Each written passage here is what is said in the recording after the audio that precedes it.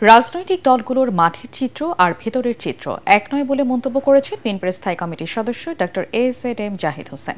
রাজধানীর engineers institution প্রাঙ্গণে সম্মিলিত পেশাজীবী পরিষদের সমাবেশ স্থল পরিদর্শনে গিয়ে তিনি বলেন, মাঠের চিত্র যাই থাকুক, ফ্যাসিবাদের বিরুদ্ধে রাজনৈতিক দলগুলো এক রয়েছে। কর্মসূচি দিয়ে রাজনৈতিক দলগুলোর প্রস্তুতি নিচ্ছে মন্তব্য করে জাহিদ হোসেন বলেন, নির্বাচনের আগে রাজনৈতিক দলগুলোর ঐক্য কতটুকু হবে তা এখনই বলা সম্ভব নয়। ২১ জুলাই পেশাজীবীদের সমাবেশে প্রধান অতিথি হিসেবে যোগ দেবেন বিএনপির ভারপ্রাপ্ত চেয়ারম্যান তারেক রহমান। স্বৈরাচার পতনের আন্দোলন, গণতন্ত্র পুনরুদ্ধারের আন্দোলনের অনেক মানুষের ঐক্যবদ্ধ প্রচেষ্টার ফসল আজকের অর্জন। কাজে এটাকে অত্যন্ত শ্রদ্ধার সঙ্গে স্মরণ করতে হবে।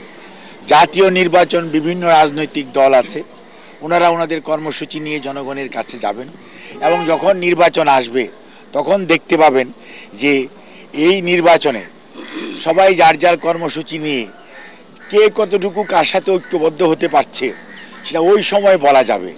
এখন এই মুহূর্তে অগ্রিম বলে ঐক্য প্রচেষ্টাকে বিনষ্ট করা সঠিক হবে না। তা মাঠে দেখছেন, ভিতরের চিত্র কিন্তু কোনো অবস্থাতে এইরকম আছে বলে আমি বিশ্বাস করি না।